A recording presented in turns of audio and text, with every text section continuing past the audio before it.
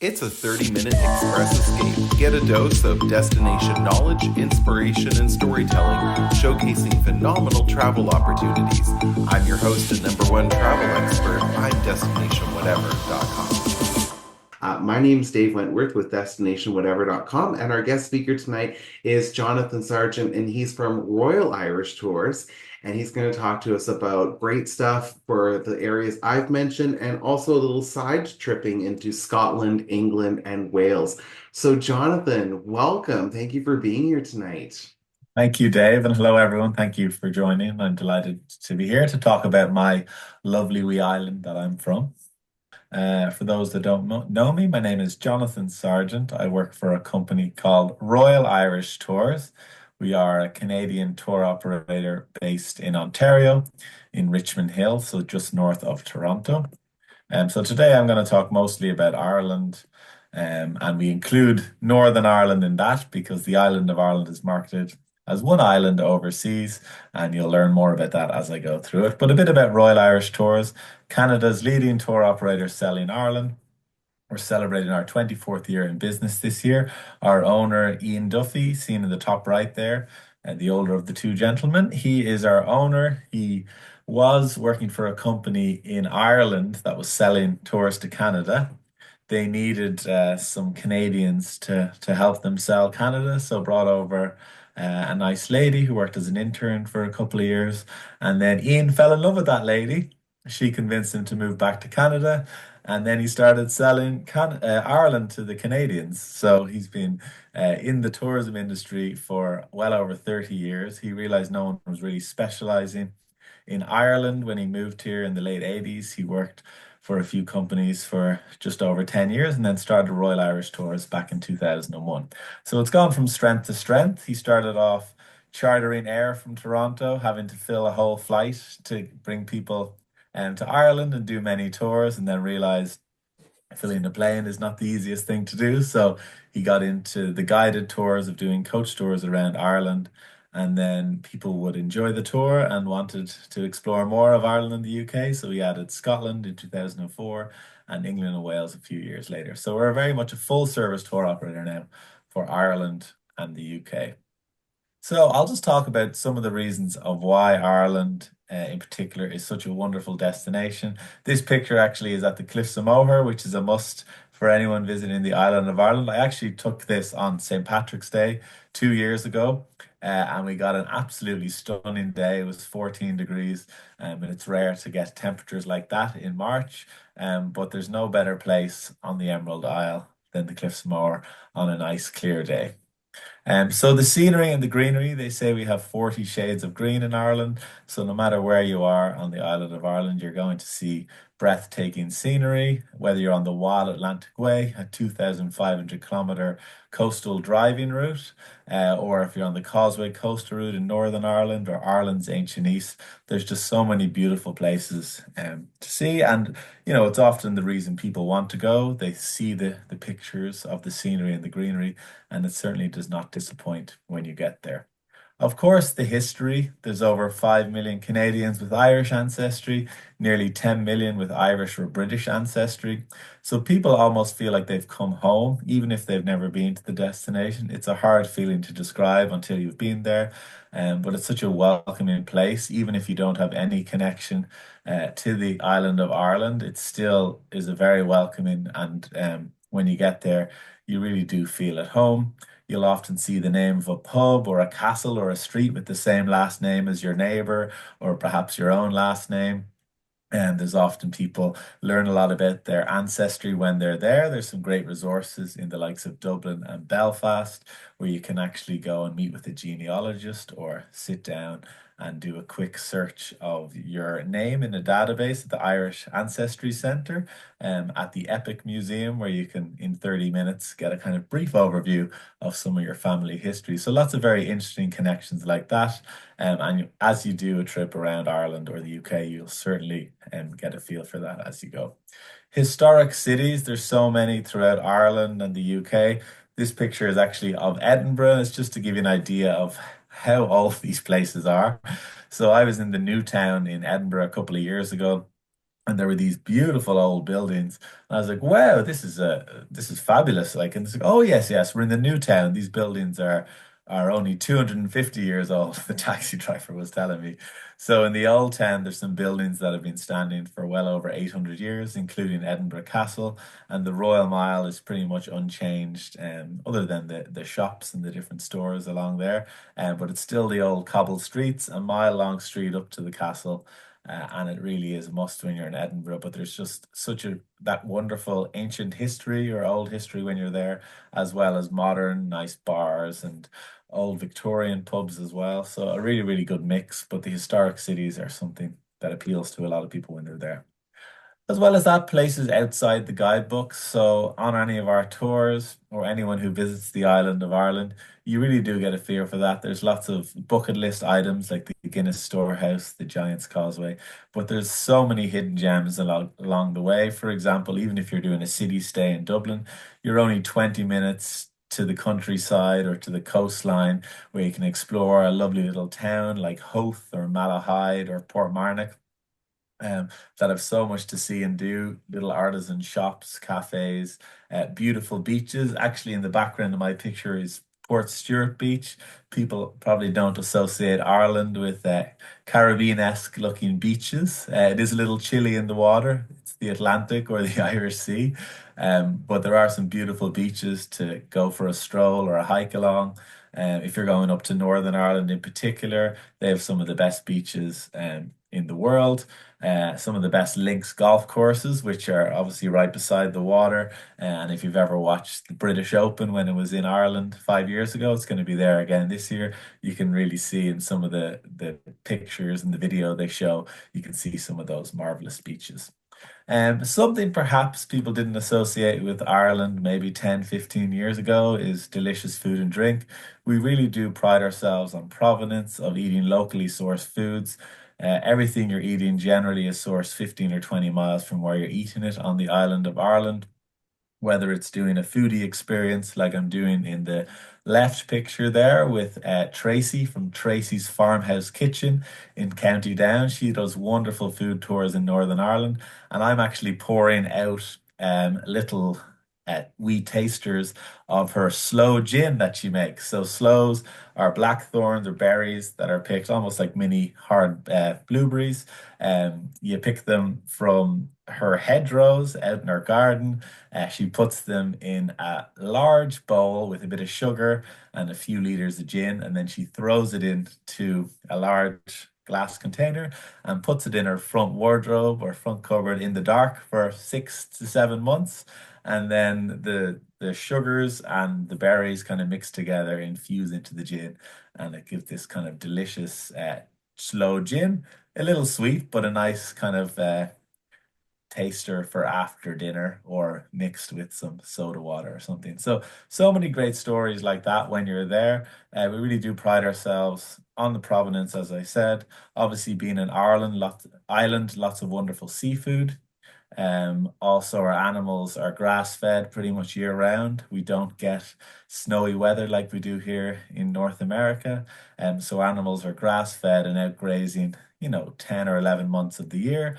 They might be put inside in December, January if it gets a little chilly. But as a result, some really wonderful meat products, but also fantastic dairy products, especially cheese. And we have some EU protected lamb products and some really, really wonderful foodie options. Obviously, Ireland has the terrain for some vegetables, so root vegetables, carrots, parsnips, potatoes, cabbages, and those you'll see in a lot of dishes. And whether it's a traditional dish like colcannon, which is basically onions, potato, and cabbage kind of mixed in. But a lot of chefs would have gone away during the times of the recession back in the mid to late 2000s. Learned a lot of different types of cuisines overseas and have come back. There's a really amazing food scene, particularly in Dublin, Belfast, and Galway. Lots of these kind of Asian fusion restaurants using Irish products and stuff like that. So it's amazing to see how far the destination has come in relation to food in the last 10, 15 years. You'll certainly meet friendly locals along the way, whether it's a Heel and Coo on the side of the road or some of the millions of sheep scattered throughout the landscapes in Ireland, England, Scotland, and Wales. Farming is a huge part of our industry in both Ireland and the UK. So you'll often see rolling hills and farmland, and you meet lots of friendly locals, whether it's the animals or the people down the pub or in the hotels. There's a lot of idyllic places, such as Kylemore Abbey seen in the picture. This is a beautiful kind of manor house that's actually run by Benedictine nuns. So it's a convent, and they have been there since 1919, where they escaped persecution in Belgium after World War One, and they ended up here. And this was donated to them. They still run as a convent today, but it's a beautiful manor house. You go and learn the story, get a guided tour of it. Great place for a picnic and a nice hike if you're there in the summer months. There's a beautiful walled garden, so it's about a 15 or 20-minute walk from the castle down to the walled garden. But there is a bus if you have mobility issues during the summer that takes you down there. And an amazing garden, a great place to spend 3 or 4 hours if you're on a trip. It's included on quite a few of our tours as well. But if you're doing your own driving holiday or own adventure, I highly recommend going to Connemara National Park and to Kylemore Abbey, which is in the outskirts of Galway. Beautiful, beautiful place. So I'm going to talk briefly about Northern Ireland here, and Northern Ireland has a very special place in my heart. I have a lot of family from there. It's just amazing to see how far Northern Ireland has come in the last 20, 30 years. It was in the news for all the wrong reasons in the 80s and 90s during the times of the Troubles. And there's actually a series currently on Disney Plus called Say Nothing. If anyone is interested, I would highly recommend watching it. It talks about the time of the IRA fighting against what was supposed to be the Unionists in Northern Ireland, but became the British Army as well. So it's a very moving show, but it really is amazing just to see how far Northern Ireland has come in the last 15 to 20 years. Up until 2001, there was a hard border between the Republic of Ireland and Northern Ireland. So if I wanted to go visit my family in Northern Ireland, we would have had to go to police and army checkpoints on the border, check our documents as if you're going into another country. So as part of the Good Friday Peace Agreement back in 1998, that was part of the agreement that that border was removed. So border-free travel since then, which is amazing. So you don't even know when you've left the Republic of Ireland into Northern Ireland. But it's really amazing because I find Northern Ireland still so undiscovered. So, for example, the tourist board have this stat that 1 in 10 Americans will go to Northern Ireland, those who visit the island of Ireland, but it's 1 in 3 for Canadians. So, when Canadians visit the island of Ireland, 1 in 3 of them will go to Northern Ireland. So, that's great. We would love that to be at least 1 in 2. But there's so much to see and do there. You get great value in Northern Ireland, and some of the places are really undiscovered and don't get nearly as many visitors as the likes of Killarney or Dublin or Galway, but they're just as beautiful. This picture in the background is Dunluce Castle. That was actually featured in C.S. Lewis's The Lion, the Witch, and the Wardrobe. Castle Paraval and that. He got his inspiration from this beautiful castle. C.S. Lewis, of course, was from Belfast, one of the most famous writers to come out of Northern Ireland. And this castle was the inspiration for the castle in The Lion, the Witch, and the Wardrobe. So whether you're doing your own tour, driving yourself, or on a coach, or doing a day trip, there's just so much to see and do. But the Causeway Coastal Route in Northern Ireland is one of the most majestic driving routes in the world. It kind of was put on the map in 2014 by the Giro d'Italia. That's the Italian cycling tournament, similar to the Tour de France. It's where they all wear the pink jerseys. So as you're doing this Causeway Coastal Route drive, you'll see lots of houses painted pink and stuff. You'll think, well, the Irish are very, outgoing with their houses and stuff. But a lot of those houses on this Causeway Coastal Route were painted pink in celebration of that cycling event being there. So it's really amazing. As I said, there's so many beautiful beaches, but just so many little towns to stop in along the way. And of course, the UNESCO World Heritage Site of the Giant's Causeway is a must for anyone visiting Northern Ireland. If you believe Irish mythology, these hexagonal formations formed from um, the footsteps of giant Finn McCool when he was fighting Scottish giant Benin Donner. So there's so much mythology you'll learn as you go through the Emerald Isle, from fairies to leprechauns. And it all goes back to storytelling before people learned to read back in the 15th, 16th century. Often they would make up stories, and there was lots of this storytelling that we passed on from generation to generation. So it's really interesting, and you'll still see a lot of that as you go through. But if you're not into that mythology, you might believe that these were formed from volcanic eruptions millions of years ago. For anyone who's been to Iceland, there's a lot of similar formations I know. And just across the water, 20 miles in Staffa, the Isle of Staffa in Scotland, there's very similar kind of ones that come down. So apparently millions of years ago, Ireland and Scotland were connected. So it's really interesting just to see the topography and the geography of the area, but definitely a must. And it's included on any tours we would have going to Northern Ireland. There's so many friendly people you'll meet, whether you're on a tour or doing your own thing in Ireland and in Northern Ireland. This is Mark Rogers seen in the picture here. He's a third generation guide at the Giant's Causeway. His grandfather started tours there back in the 1960s, and then his father before him did tours. He runs a company called Dalriada Kingdom Tours now. So he does some fantastic experiences, like a Beyond the Bridge experience, where he brings you to an old crab fisherman's hut and you have a little wee taste of Bushmills Irish whiskey. And he tells you kind of the story of that. You can go to Carrick Rope Bridge, which is an old, beautiful bridge. Which was built for crab fishermen back in the day, but now it's one of the most visited places in Northern Ireland. It's about a kilometre hike down to it.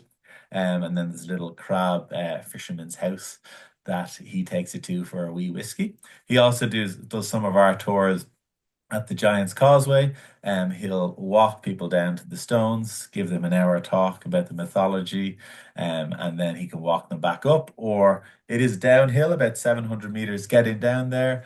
So a lot of people often walk down, and then you can pay £1 to get the local bus back up if you don't fancy the walk back up.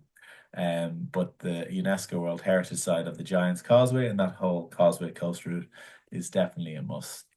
So when you're in Belfast and anywhere in Northern Ireland, you'll see lots of these murals. The Turbulent Pass, it all stems back to King William of Orange when he defeated his Uncle James at the Battle of the Boyne in 1690. I actually took this picture. It's just the side of someone's house when I was on the Belfast Black Taxi cab tour. So those are a lot of people who grew up during the times of the Troubles. They don't tell you if they were Catholic or Protestant. They just give you a tour around and stop in all the different communities and kind of tell you about that history. And that really is what travel is all about. It's learning about these places you're visiting. And it brings peace to many nations around the world by having people visit. But it really is amazing, as I said, to see how far Northern Ireland has come. This picture is Bobby Sands. Mural is actually on the side of Sinn Féin headquarters, which is one of the political parties in Northern Ireland who are currently in government. So Bobby Sands actually died of hunger strike in a UK prison during the times of Margaret Thatcher, and he was the only member of Parliament in the UK ever to be elected while he was behind bars. So he brought a lot of eyes that weren't watching Northern Ireland to it, and kind of helped in the peace process, and that people started realizing what they were fighting for. They weren't going to go away anywhere. So peace eventually came in the 1990s. But it really is amazing just to see how vibrant Northern Ireland as a place is. And it really is brought to life by exploring. So whether you're going to the Titanic Belfast or doing the walking tour in the walled city of Derry, you really will have a fantastic time there. It's the people you meet. I always like to use Titanic Belfast as an example. It's a really amazing experience. It tells the story of Belfast shipbuilding history. The ship itself was the pride of the city. It took 4 years to build, and over 14,000 people locally were hired to build the ship. Any cruisers, you really will be very interested. You kind of learn the history of Cunard. It was the most luxurious ship there ever was to be. So it's really amazing just to learn the story as you go through. You see what it was like on board as a first class passenger, as a third class passenger. They currently have an exhibition which includes the violin that was being played. If anyone's ever seen the movie, towards the end of those gentlemen playing the violin, um, as people are heading for the ships or when it is sinking.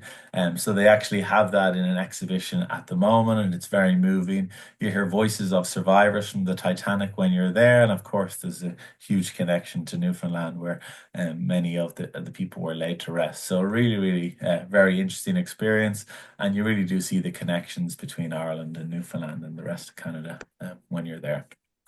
So, in terms of what Royal Irish Tours sells, I'll talk a bit more about the destination, but just to give you an idea and to link it all in. So, we're a full service tour operator based in Canada. We do coach tours, sightseeing tours, rail tours, and we also do fully customizable trips. So, if you want to drive yourself, or if you don't want to drive yourself, you can do a chauffeur drive trip where you have your own personal driver guide with you for the duration of the trip.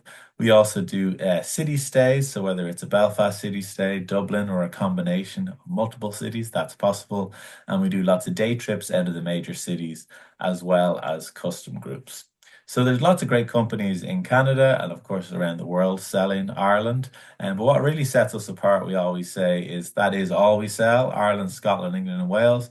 There's lots of companies selling the whole world, but we really specialize just in these destinations. And we really think it makes a big difference. We have our own office based in Dublin, so we have great relationships with all the hotels and attractions. And we meet all these places where we can find and add unique experiences along the way. We try to do 2 night stays wherever possible on many of our tours. So in the background there is Belfast City Hall, and we like to use centrally located hotels if we can. So the Europa Hotel, which is the main hotel we use in Belfast, is right opposite this. So on our main 15-day, 14-night tour, we do 2 nights in Belfast, Westport, Kilkenny, and Dublin, as well as 3 nights in the southwest of Ireland in the beautiful city of Killarney. And we do tend to have more included experiences. I talked briefly about Titanic Belfast, seen in the picture there. You might spend 60 or $70 to enter this as an optional experience with some companies, but that's included in the price up front if you're booking one of our tours. And our tour managers, many from Northern Ireland, around the island of Ireland, in the UK, we use lots of local, or all local guides as well. They really do bring the destination to life. Some of them are former school teachers, some of them are farmers, geologists, and so they always have their own story to tell, but they're able to answer any questions you might have along the way, and they really do bring the destination to life. I know a lot of people like to travel free and independently, but there's a lot to be said first time at a destination, having a tour guide with you. And they can, you're driving past something you've never seen before. They're able to tell you what it is you're looking at. So I like both styles. If you're going once to Ireland, sometimes it's great to do a coach tour or join a small group tour. And then when you go back, maybe do it more independently and get out and about, whether you're driving yourself or taking trains or doing city stays. Our group sizes as well. There's been a big trend in recent years, the smaller group sizes, so maximum of 16 is our smaller sightseeing tours. And then we have a luxurious tour that's maximum 26 guests. And then our larger group tours up to 38 guests, but really an average of about 30 guests on those tours. Ireland is a small wee island. It's only about a 3 to 3.5 hour drive from Dublin all the way to the west coast in Galway. It's about 9 to 10 hours from Derry, London, Derry, all the way down to Cork. If you take this Wild Atlantic Way, it might take you 3 weeks. But if you take the most direct route, 9 or 10 hours. So very easy to get around on a 10-day, 2 week vacation. You really can see quite a lot of the country. I would say the UK very similar. Scotland would be a similar size to Ireland, Wales a little smaller, and England a little bigger. So in 10 days, 2 weeks, and you can see quite a lot of any of these destinations. And no matter what way you're exploring Ireland, I always recommend looking at what tour operators are doing because they're doing them for a reason. Our Shamrock Royal is our most popular trip. It's kind of a bucket list trip, 15 days, 14 nights. We've been doing that since 2001, and it really hasn't changed much. It kind of hits a lot of the hot spots, but also some hidden gems. For example, Westport is one of the most beautiful towns in all of Ireland, and it still doesn't get too many visitors. The Americans tend to do the Golden Triangle, as it's called, Dublin, Galway, Killarney, Dublin. So they just do a triangle. They often don't go north of Galway. So the likes of Westport and Donegal are really, really beautiful places, especially if you're into hiking, the outdoors. There's so much to see and do in Donegal. Lots of bed and breakfast accommodation, as well as four-star hotels, which is what we use on these tours. But we do have some smaller group tours, and there's some great options to really get off the beaten track in the Northwest. But as you can see, 15 days, 14 nights, taking in quite a lot of the country, lots of two-night stays along the way. If you're doing a week long, we either recommend doing a northern loop or a southern loop. Don't try to do the whole island in 1 week, but very doable if you're doing a drive-in holiday in 10 or 11 days. Our Manor Royal is a slightly more luxurious tour, 4 less days, a very similar itinerary. The big difference is slightly higher end accommodation. So if you are interested in staying in five-star hotels and castles, that is very doable. Lots of people like to do a mix, so you might do a couple of castle stays, some bed and breakfast. This Manor Royal is a really nice one that does mostly luxurious accommodation. The first 2 nights of that particular tour are in the best hotel in Northern Ireland, the Culloden, which is just outside of Belfast. And that's what the rooms look like. But 6 nights are spent in beautiful five-star accommodation on this small group tour, average 22 guests, maximum 26. And then 2 nights in a luxurious Irish castle. But really is about the quality accommodation. No matter where you go, throughout Ireland and the UK, you will get really nice places. If it's a four-star, it's top of the range. Like I know I find in North America and in other countries, 4 stars are hit or miss, but if it has a 4-star rating, it's going to be a certain level, elevated food experience. And when you get to a 5-star, it really, really is very high end and really fantastic and still quite economical. Like to stay in a castle in the countryside in Ireland is not a dissimilar price to staying in a four-star city centre hotel in London or Paris or anything like that. So the prices are not extortionate for staying in a castle. This is where we have our breakfast in the Gap of Dunlow, in the beautiful Dunlow Hotel we use on that particular tour. But small group touring, we find, is what really has taken off in recent years. And it really is fantastic just to take the road less traveled, whether it's going off the beaten track in Northern Ireland or hopping over to Scotland. I actually took this picture on my way up to St Andrews on a lovely day trip out of Edinburgh in January a couple of years ago. So really nice to get out and about and explore year round. But you really can get to some much less traveled areas with the smaller sightseeing tours. We have some group tours that go right up to the Orkney Islands. They go to Stornoway in the Outer Hebrides, a lovely day trip to the Isle of Harris. And we have one that goes to Mull, Iona and Skye. So really getting to those places where there's not a huge amount of people living. We have one day trip that goes from the Orkney Islands all the way to the Outer Hebrides in one day. It's a 5 or 6 day sightseeing tour. But on that drive, we actually give people a packed lunch because it's about a 4 hour drive. Depending on the day of the week, you might not see an open cafe or anything. It really is just the beautiful scenery is what you're exploring. And, if anyone's been to Iceland or other countries like that, some of these beautiful, beautiful kind of landscapes, there's not much farmland or towns or anything. So living there can be difficult, but some of the most beautiful scenery in all of the world can be seen in the northern parts of Scotland or on the islands off the west coast of Ireland as well. So with our premium small group tours, it's generally four-star hotels, lots of unique visits and off the beaten path experiences, maximum 16 guests on our tours in Ireland, and maximum 20 and some of the UK ones. So this is just an example of what you can do. So with the sightseeing tours, we pick up in the major city at 9 a.m., drop back however many days later at about 7 p.m. So this particular one does the first 2 nights in Belfast. You leave Dublin at 9 a.m., stop in a nice distillery en route to Belfast for a couple of nights. Lots of free time to explore. Then it does the Giant's Causeway over to Derry and then down to a beautiful castle for the final night.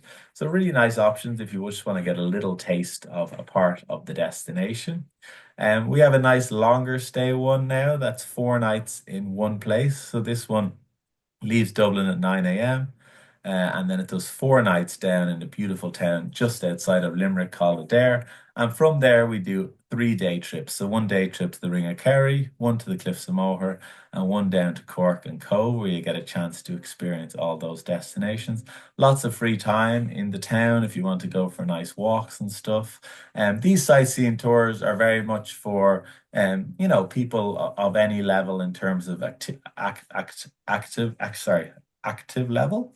So they're not overly active. However, there is free time in each places. So if you want to do a little hike or a walk, or go for a swim, for example, these are all very doable on these tours. We do have some tours that are a bit more adventurous, which I'll mention.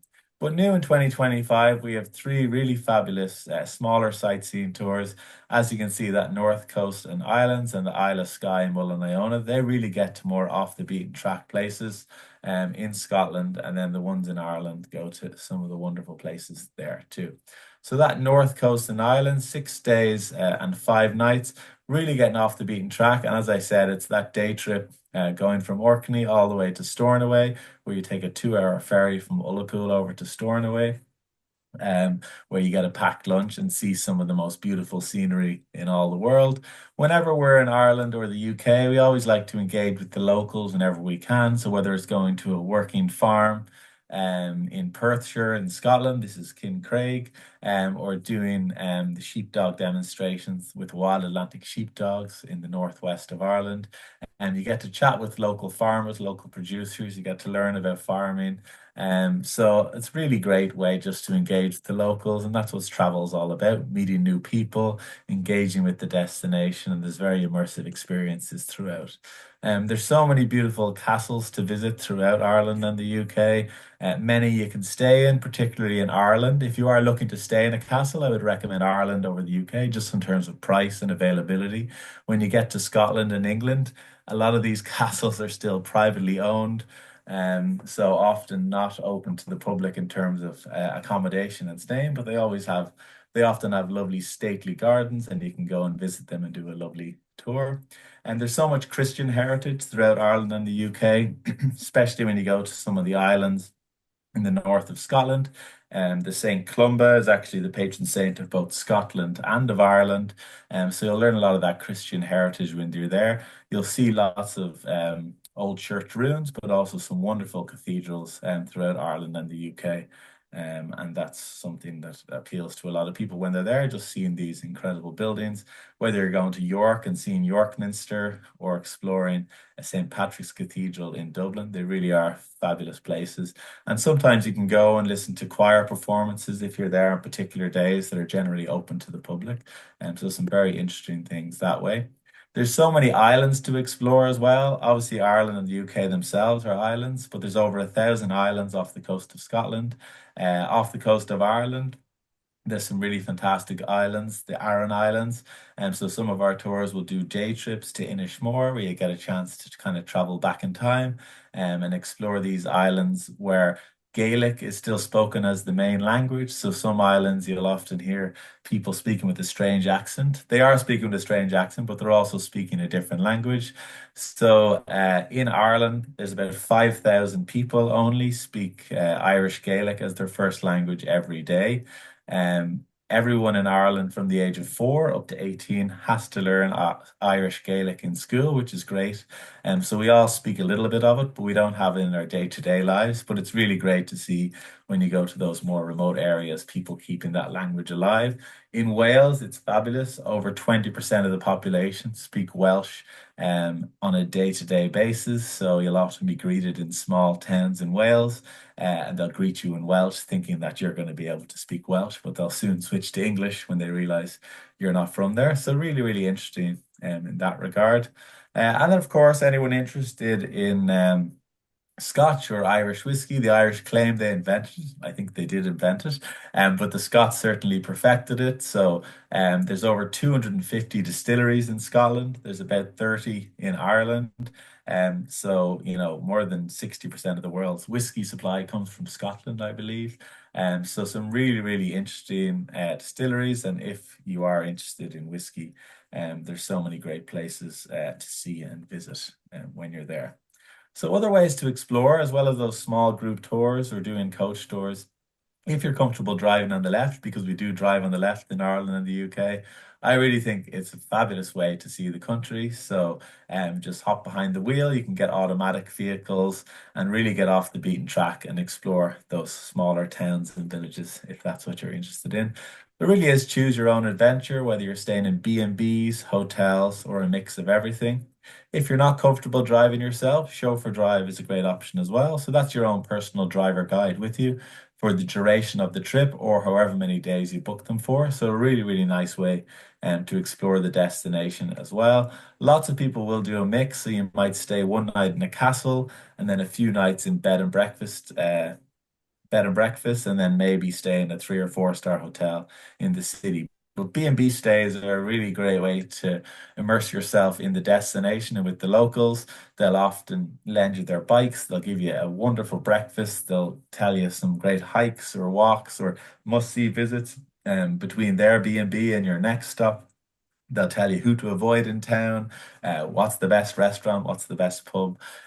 So it really is a fabulous way to really immerse yourself with the destination. Often it's retired couples whose kids have left home. And they just are very welcoming and they'll give you an ensuite accommodation and they'll give you a very warm welcome and they'll send you on your way after a delicious breakfast. So a really nice way to explore the destination. In Ireland, there's over 800 bed and breakfasts and they're all independently vetted by the tourist board. So you know they're a certain quality standard. In the UK, it's slightly different.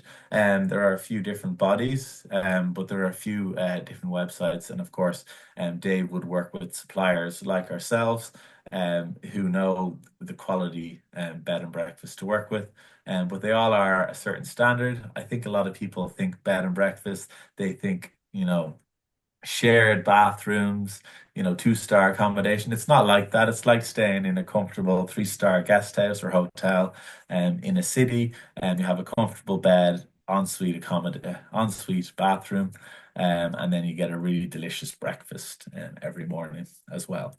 So my colleague John and I actually did a lovely driving holiday last year before joining a group in Wales.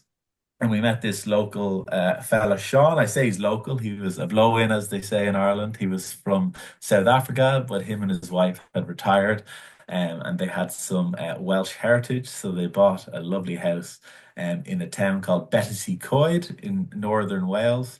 And we stayed there for a couple of nights, and it was a very warm welcome. He actually sat down one morning and had breakfast with us was telling us about his kind of story, and it really was very interesting. And that's what travel's all about, engaging in those stories. And of course, it's about making memories. So no matter where you are on the island, you'll certainly do that. Anyone who goes down to Killarney will often do a jaunting car ride through Killarney National Park. So it really is like traveling back in time. Don't worry if it's raining. They have carriages that have covers on them, but a really great way to explore that part of the country. You pick it up right in downtown Killarney, and within 5 minutes on the horses and the buggy, you're in the Gap of Dunloe and Killarney National Park exploring some really, really remote areas. So very interesting, and there's a lot to see and do when you're there. So in terms of learning more about Royal Irish Tours, Dave will have lots of great information. You can order our brochure directly through him. We have a website, ritvacations.com, but for any quotes or bookings or further information, Dave is certainly the best person to contact. And just a big thank you to everyone for listening to me tonight. I hope my accent was understandable, and hopefully see you in Ireland, Scotland, England, or Wales soon. Wonderful. Thank you so much for your presentation and taking us on a journey over to Ireland and Northern Ireland and a little peekaboo into Scotland and Wales and those other places. So when I see pictures of Ireland, I live in Newfoundland, as most people know, and I think about what it must have been like for the Irish people who came here originally, that they probably got in their ships and came across the ocean and then rolled up to Newfoundland and they're like, wait, it's rocky, it's green, it's foggy, it's an island, and there's so much that's similar. But yeah, you really did take us on a journey and you showed us so many experiences that you can only do over there, things that you certainly cannot do. There's no Blarney Stone to kiss here in Newfoundland, so it was wonderful. I wanted to let people know, if you're wondering, if you're watching the presentation, how it would work, if you're interested in stuff that Jonathan had to say, just get in touch with me through my website, destinationwhatever.com. You can email me if you had questions we weren't able to get to tonight, or if you think of something afterwards.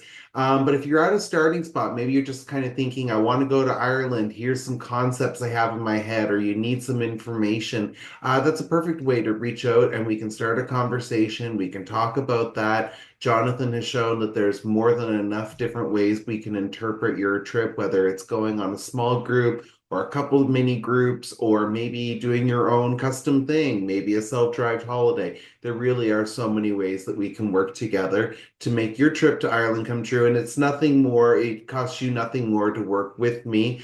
And in fact, you get the extra value of being able to work with me to help package the details, whether it's flights, or think when you mentioned Cunard, it made me think of maybe coming home on a transatlantic cruise. And so working together to find those details. I am a Cunard Commodore level travel agent. That's the highest level of certification they offer, for example. So if you're interested in that, you can certainly let me know. Also, just wanted to let people know before we end tonight that I do have a couple of weeks that I will be taking off, and I will be back in March.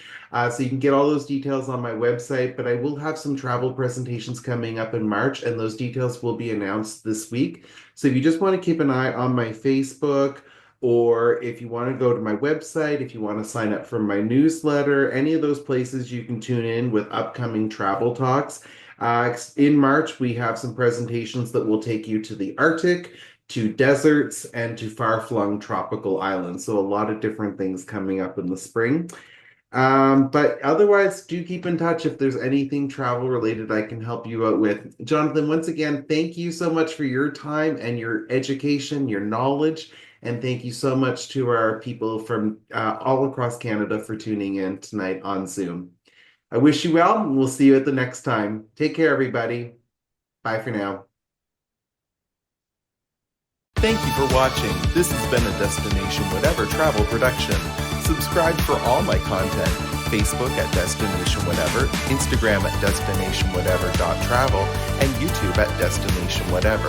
Or head on over to my website, destinationwhatever.com. I'm your #1 travel expert, helping travelers nationwide explore the world. So get in touch and let's make your travel fantasies come true.